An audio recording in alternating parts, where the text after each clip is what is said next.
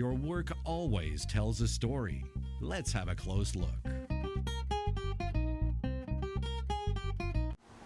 Hello and welcome. I am Daniel Westbay in the beautiful Friendship Park for CloseLook Productions, joined by my good friend.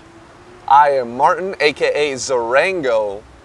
Martin, the last time we spoke, we talked a lot about your life and how you got to where you are. Right. But one thing that really intrigued me, you kind of changed and you kind of moved this movement, so to say, to more fitness with gaming. That it should be a joined union. Absolutely. Explain this a little bit more.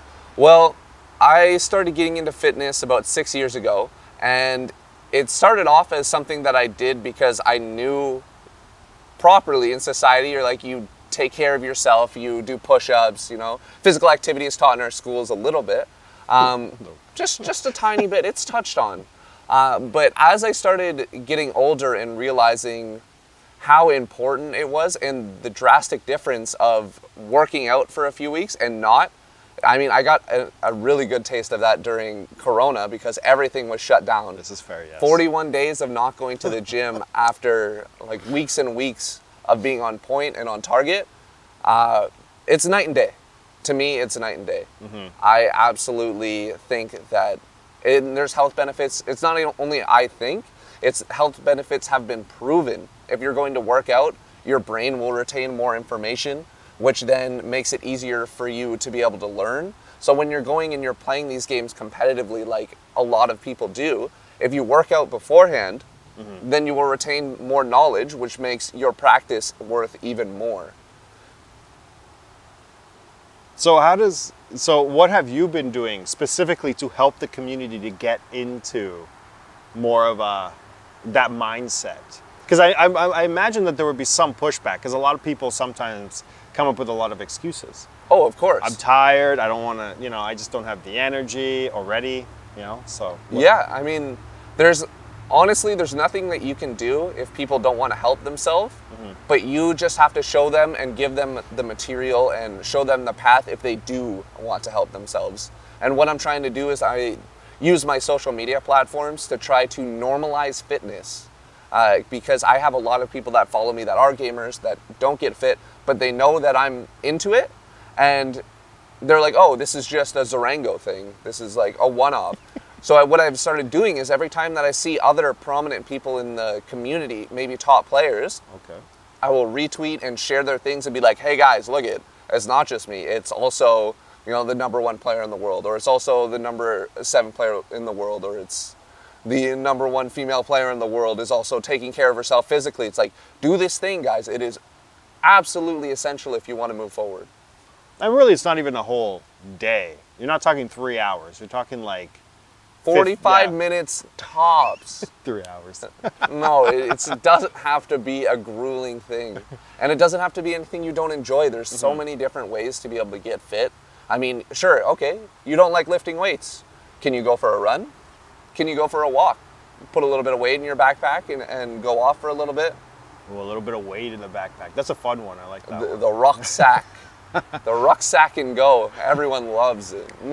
So is there anything specific that you're using to get in shape, or is there anything that you like doing more than other, like dietary, you're sleeping? Because I imagine that all that plays a part of it. Yes, absolutely. Sleeping is a big part. The diet is also, I mean, it's like a trifecta of health. Yes. It's like fitness, diet, and sleep. And it all has to come together in a very healthy triangle. When it comes down to it, though, you can only do so much. In my mind, you can't be perfect, and each human is flawed, and that's just who we are. But we have to be able to do as much of those three sides as we can, and no matter what kind of angle, weird little as long as it's a triangle. As long as it's a triangle and you do all three of those things, you're going to be able to find some sort of success and start to breed good habits, which is the most important part. So why start, because you've been in the gaming community for a while. Yeah, right? I've been in specifically Smash Brothers Ultimate for 6 years now. So why now? What made you, I know he's always been in good shape. He's always, every time I see him, but he's bulked out and he looks good. But why now? What made you want to do that? When it comes to me specifically, like working Like hard getting in shape, but also trying to encourage others to get in shape. I have a vision. Just like every other person who wants to make change, I have a vision, and that vision is creating a community of alpha gamers. What that means is people that take care of themselves, they respect other people, they respect their environment, they go to tournaments and everyone knows who we are when we walk in. They're not like, oh, who are those guys? Like, no, they're fit, they clean up after themselves, they're respectful to everyone, they're from BC. It's that easy. And that's what I want to do when we go out of region, because we go down to Seattle often as a group, we go out to the prairies often. Okay, so it's like an image also. We roll up and we set the standard for what gamers should be. That's great. Have you been to PAX? It's kind of a... Yeah. I wish that this kind of mindset was around back in the day. Yeah, we could be like an army of barbarians or something. It could be sick cosplay opportunities. You never know. So when we did work out, now this might be a little bit of a plug, but you were using a specific app. Yes, I was using this app that my friend came up with and he's been developing. It's called Perfect Fit. And what it does is it creates personalized workouts that you can swap specific exercises in and out. It shows you a CGI model of how to do it, and it gives an explanation of what muscles you should be activating and things to look out for. It was created by my friends Nick and Kat. One is a personal trainer, the other is a software developer, and they just merged the two skills because, I mean, we need it. No, I agree. We need something out there that's It's easy. available on iOS and Android. Yes. With utmost confidence, it's coming out. So what else are you? What else are you doing? What do you got on the right? Because you did discuss Corona. Now you did a neat thing during Corona. You didn't want Smash to just kind of go in the fade or something. Right. You did push. You had Wi-Fi tournaments. Yes. So absolutely. what was the thought behind that? Like Corona hit. What were you thinking? Well, so Corona hits, right? So every week I was hosting my own tournament at the Clayton, and then I was running stream for SFU's weekly tournament, and I was working with Port Moody. They had Twin Sails that were running tournaments every week as well. So I was at least 3 tournaments a week trying to foster these scenes and help grow the community leaders. And Corona hits and everything gets shut down. All the revenue gets shut down. We can't do things in person anymore. And immediately, like I call the group in and I'm like, guys, what do we do? We don't have a place to go. Yeah, we don't have anything to do. And they were like, yo, I know that there's a Wi-Fi scene. Why don't we just start running Wi-Fi weeklies? I was like, damn, you are smart, guys. Let's do it. So we start running these weeklies, and after a while, there was something like 8 or 9 different weeklies a week, which is like too much, right? Yeah, that's insane. So we were like, you know what? How do we support the scene but not do weeklies? Well, like, we could take a step back, and we can try to advertise for all of the smaller weeklies. And we'll make an invitational circuit. So the best of the best from the weeklies will come play in a smaller tournament just to be able to keep that tier system and keep hype up for the Wi-Fi environment. And it actually worked out fairly well. Some of the smaller tournaments that were only getting maybe 5 to 10 people have now started getting 10 to 20 to 30 people participating in their tournaments. So it's been working out very well to help foster the scene in that way. On top of that, if we can't do what we're good at, which is hosting tournaments, my mind was, let us create some content. So we started working with the gaming stadium space and this really awesome dude named AJ, who's been in production for 40 years. He's an old timer. He doesn't know anything about video games, but he knows production. Yes, you're lead. Okay, yes, go ahead. So that's my mentor when it comes to creating the show Smash Talk. And Smash Talk is just a little bit of a culmination, a little bit of a passion project when it comes to Super Smash Brothers and creating legitimacy in the esports environment. Because right now I think that's what we lack. There's no coverage Right. for that type of thing. So, yeah.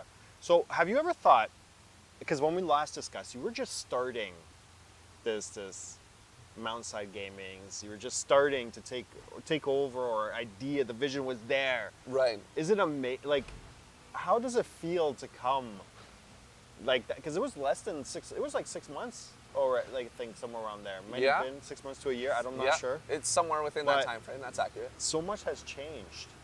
Yeah. How do you feel like now do you not know how you did it? Do you not know like how am I here? What happened? It's honestly, it feels like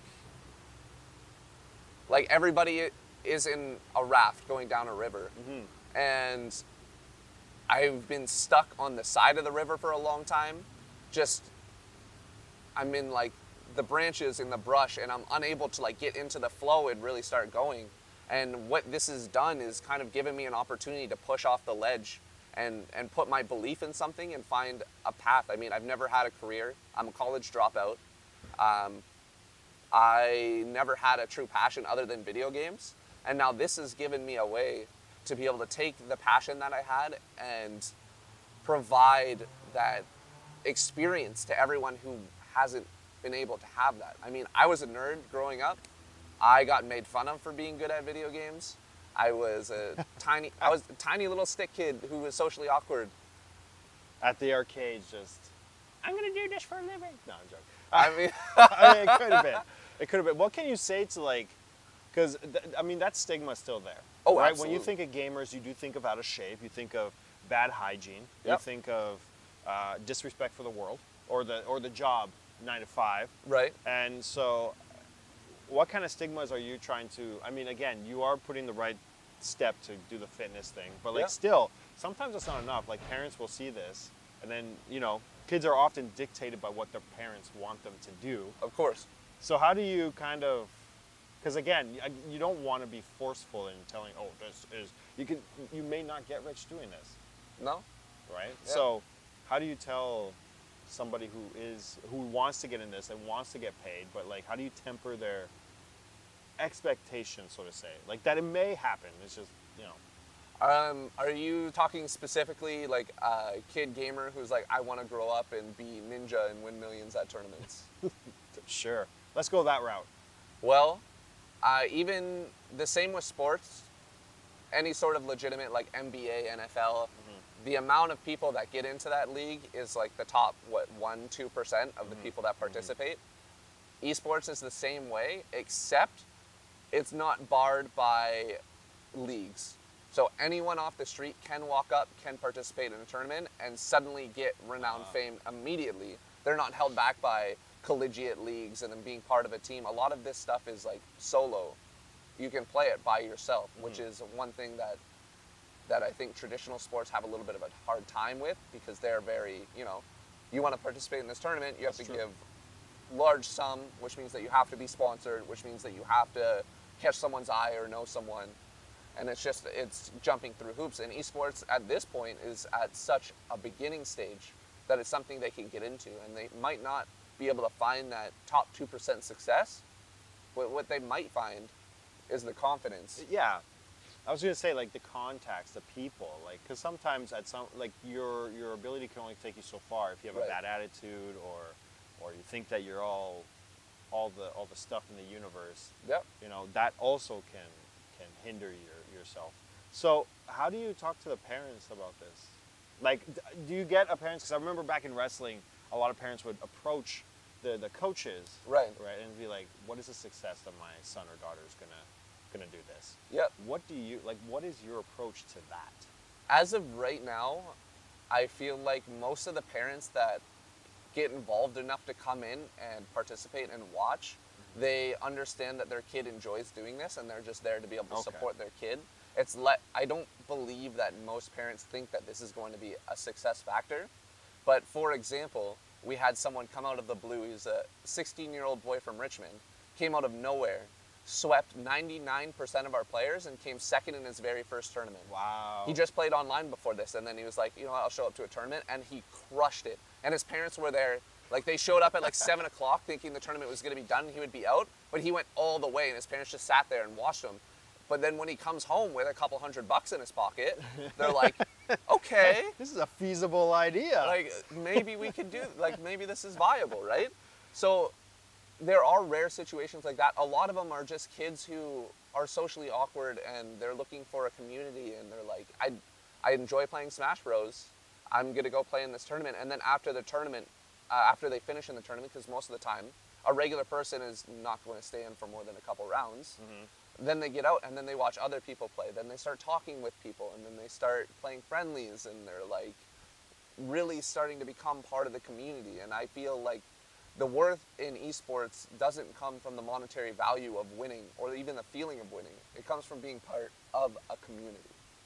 See, and that right there is, I know a lot of people ask me, well, why do you have this guy on? He's a gamer. He does, he doesn't. That's right there. I think that CloseLook really wants to build communities, or wants to highlight people who want to build communities and genuinely do good things for the community. Honestly, this is one of the most genuine people I've ever interviewed. I enjoy it. Every time we get together, I enjoy it. We don't see each other often, but I Not do. often enough. I do enjoy him. And that's honestly not just me saying it for the camera. I genuinely I do. Go off camera. Get out of here. He's inspiring. He pushes forward. You've been doing interesting things with Twitter, using social media for the right reasons. I think right now we have so much just bad news on social media, and sometimes it's nice to see a levity of anything, really. So how do you, because again, we had coronavirus. Yep. You're not seeing a lot of, so there's no tournaments running right now, only online stuff. Correct. Right? Where can they go for that? Just real quick. I got a quick. Oh, if you guys are looking to be able to play Super Smash Bros. Ultimate competitively, we're going to have a Discord link to the channel down below in the description. Look at that. Hey. Yeah, and then we'll also link our Twitter down there. If you're a gamer, you probably have one or the other. If not, you can contact me directly on Facebook, and I'll point you in the right direction. Cool. So have you, because again, at BLM, I'd be dismissed if I didn't acknowledge it in some way. Of course. The movement is alive and strong, but how do you combat? Is that kind of discrimination in your community, or have you seen it? Have you been approached by it? I have not directly been approached or seen it in my community, but I believe that thinking that it's not there is exactly what got us in this place in the first place. We have to believe that it's there, and we have to take action to be able to make sure that that mentality isn't fostered. And that's something that we take very seriously. We've actually, in the recent past, with all the social issues coming out, we've been trying to legitimize ourselves even further, and I'm working with both the Vancouver Esports Association as well as a self-appointed group of peers called the BC Tournament Safety Group to be able to create code of conduct and an anonymous and influential way to be able to deal with any sort of issues that are coming up, so people can come forward. Even if they feel uncomfortable, they can come forward with anonymity. Complicated words. Yeah. They can come forward and be anonymous, and they don't have to put their face on it. Or you can say it on behalf of another person. You can submit things, and then we're going to be able to follow up, and we're going to get industry professionals to be able to give us proper advice on how to handle these situations. But we are taking slander very, very seriously. We are taking any sort of misconduct, whether it be verbal or physical, very, very seriously, because we are here to be able to show everyone this is legitimate. This isn't some kids smoking pot in a basement trying to play video games. Like, this is, we are trying to take it to the next level, and this is, everyone wants to know that they're safe, and we want to provide that safety net, and we're doing it. Wow, that was deep. I didn't expect all that. See, we take it very seriously. It's great, because I feel like some people are like, yeah, we'll take it in strides, right? But that's good. Yeah, no, it's all, I mean, that also wraps around in mental health, right? Like you said, you just want everybody to be happy, and that's just absolutely amazing. He's answered I'm thinking, he's answering questions before I can answer or ask them. So what kind of things are you up to right now? Right now, Like what are you every 2 weeks, we run an invitational tournament that highlights all of the best people from currently BC, and we've actually reached out to Alberta for one of their tournaments. So the top cream of the cream gets to play an invitational tournament for a little bit of extra cash every 2 weeks. Other than that, on a bi-weekly basis, we are creating Smash Talk, which is a short 15 to 20 minute show where we touch on the Wi-Fi stuff, and we interview some of the best players in BC, some of the best influencers across Canada, and we're just trying to tap into a whole bunch of markets and really network and understand how the environment is playing out in different areas. We've had TOs from the Atlantic, from Alberta. We're reaching out to Quebec. Like, we're trying to just tap everywhere. Other than that, we are trying to solidify our first sponsorship with a proper established restaurant to be able to give everybody a place, an environment to be able to play these games. And are you talking about McDonald's back in the day with the N6? Is that a thing? Is that that coming would back? be sick. Is that coming back? It is not quite McDonald's, but this restaurant has 38 different places across the West Coast. So what we're hoping to do is just show them that if they host our community, then they will also profit from being able to give us, like, provide food and services.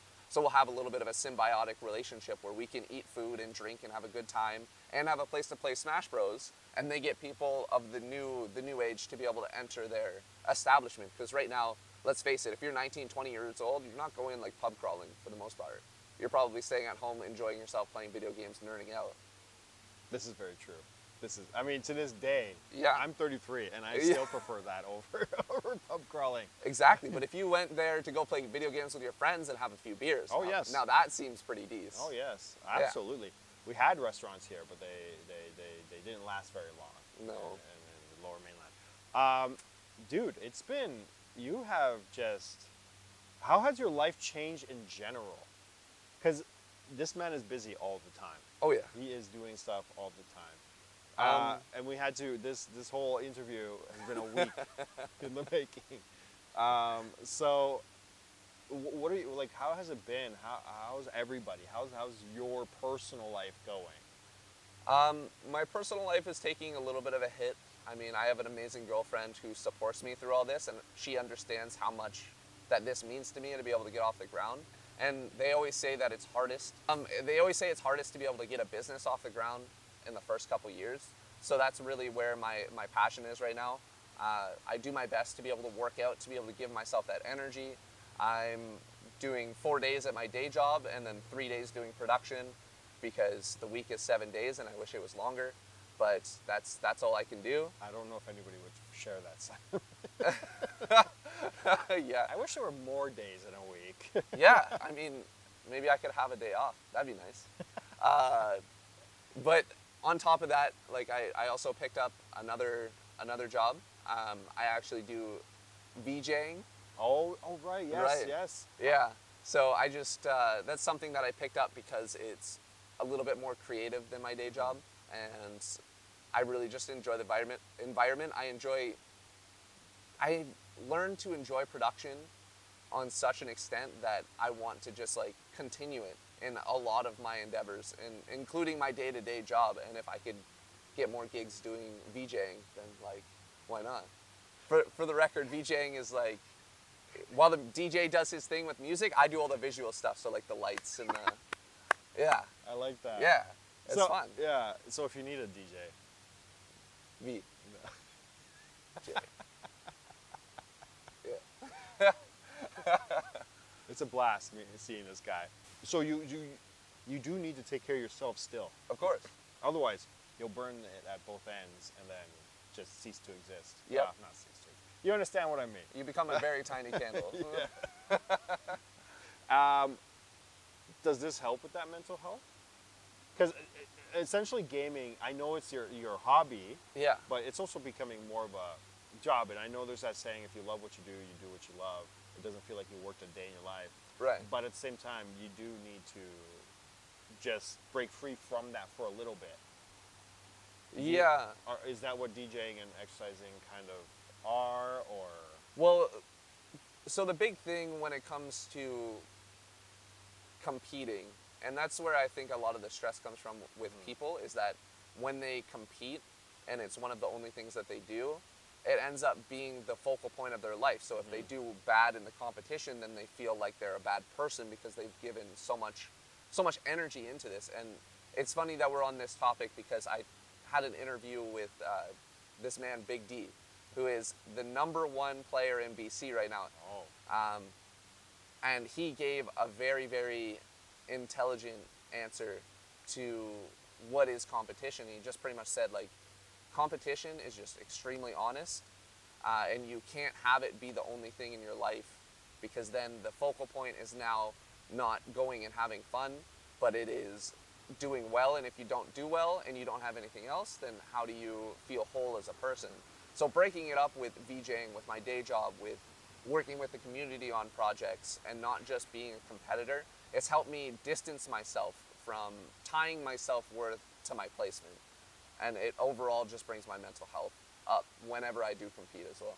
I really hope that people watching this will take that into consideration, because when we're young, we game for hours. Yeah. Hours. Oh yeah. But it's very important to take a break from even doing that. Yep. But, you know, I have nephews who are really into their phones right now, and that phone will die, they'll plug it in, they'll keep it going for like 12 hours a day. Yeah.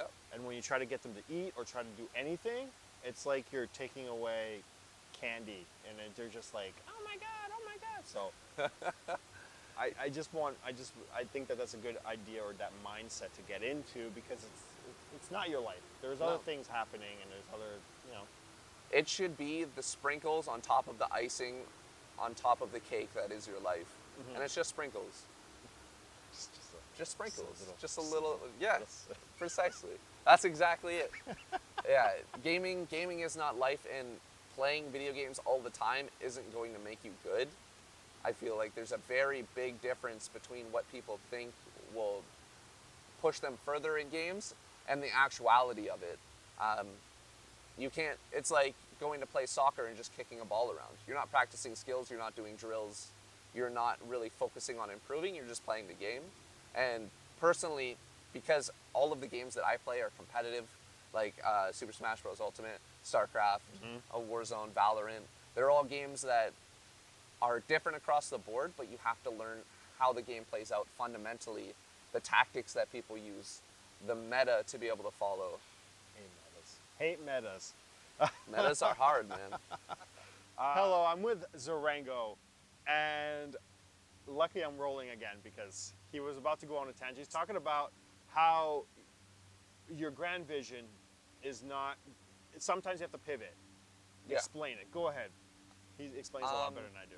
So, kind of with the same analogy that I had with being stuck on the bank and being pushed into the river and going with the flow, that is kind of, in my idea, what I'm going to have to continue doing, especially in this industry that isn't flushed out at all. We don't know the appropriate way of being able to handle pretty much anything right now. On one end, well, at the beginning, I was doing tournaments, and I knew how to do tournaments, and I could run tournaments really well, and I could do the production for tournaments. But now with COVID, that's not needed. So what do? Do I just like sit there and wait? No. You turn to a different direction, and you let the world carry you through. And it seems like, even though things are blocking the path that you might have wanted to take, when that happens, other opportunities will open up, because they don't have a choice. I mean, I'm just going to keep walking around until that opportunity shows up, and I'm like, never letting you go until it disappears. And then you just go again, and you search for the next best thing, right? You can't give up just because one opportunity is left. But it's kind of like a go with the flow mentality. You have an end goal, and to me, the end goal is to showcase what esports actually are, which are a healthy way for people to be able to enjoy a community and do something that they love, as long as it's done the right way. And being able to accomplish that goal is going to take me in many, many different directions. When it comes to content creation, when it comes to creating the proper environment and the safety behind that, when it comes to working with colleges, high schools, as well as, I mean, I'm going so far, like I said, I'm moving into breweries, and I'm trying to be able to make this into like a fun let's go to the brewery and have some cheap beers, and we'll be able to like enjoy that sort of environment, which is totally different from, go to a high school and teach high school kids the appropriate way to like do push-ups so they can continue doing their fitness, right? But it's like this broad span where it can go in any direction, and as opportunities will come up, I'm just gonna keep taking them. So Zerango, we've reached the part where the lawnmower is telling me that we need to cut. Yeah. So what? Getting closer and closer. Where can I know you gave this earlier, but let's just recap. Where can they find you? You stream on Twitch. Where can they see you or watch you? Everything and anything. All right. When it comes to Mountainside Games, for any sort of news Super Smash Bros. Ultimate, please check out MSGBC_ on Twitter, or check out the Discord down below. We are working on websites, we are working on Instagram, we are working on Facebook, all at Mountainside Games. But those are work in progress. And darn it, I don't have a social media manager and I have to learn all this stuff, and it's so hard. It is. Social media is tough. It's man. hard. It's hard. As for myself, I am Zerango. You can catch me on Twitch at Zerango. You can catch me on Twitter at Zerango Rage. Yeah, and that's pretty much it. That's me, man. Super easy. This guy, transparent. If you get a hold of him and you talk to him, you're going to see that yourself. And I hope that you do. Remember, careers nowadays, so different. Everywhere. I feel like in my generation, it was weird because when I was young, I was told that I had to only be in certain directions. It was either a trades or being a doctor or a nurse or that kind of thing, right? That had secure 9 to 5. But then got out of high school, and I see younger kids now have computer graphics in school, animation, just things that are so much more engaging. And so the career paths, they have multiple options. So like, I feel like our generation is kind of stuck in this limbo where we were told this, but we're good at all the other stuff. And we're like, we want that too. Where do we sit? So I think that it's important that people do listen to your story, and I hope that you guys take away some inspiration from there, because it's hard to get out and get inspired. Anyways, I would like to thank Martin Zerango for being here. Thank you, CloseLook, for giving me the opportunity to be on this platform, to do these amazing things, to highlight fantastic people like this. Thank you for having me. Yeah. I really appreciate it, Dan. I appreciate it. It's been a blast. Oh man, so I don't even know if he's being genuine. Douche. Wait, you said I was a genuine person? Yes. Why you gotta help me like this? If you have a cool story like Martin's and I don't know about it, I would love to know about it. Go to www.closelook.ca. There's emails and phone numbers. Get in contact with Simi, or you can find me on my Facebook at Daniel Westbay. Super simple, nothing hard to find. Anyways, until next time, guys, I will check you out guys later. I don't have an outro. So. What, you don't have an extra? I don't have an outro, man. Baba Booey house.